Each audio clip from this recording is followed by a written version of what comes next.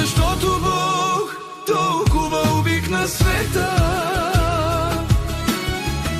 че даде своя единороден син. Та всеки, който вярва в Него,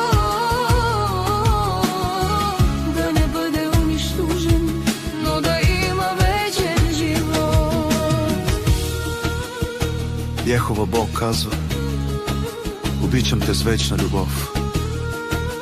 Затова те привлякох с милост.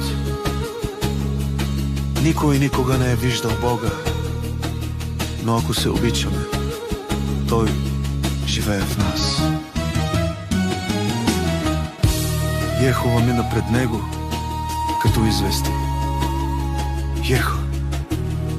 Йехова милосърден и добър Бог, който не бърза да се гневи и е изпълнен с милост и истина.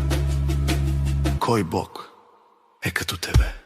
Защото Бог толкова обикна света, че даде своя единороден син.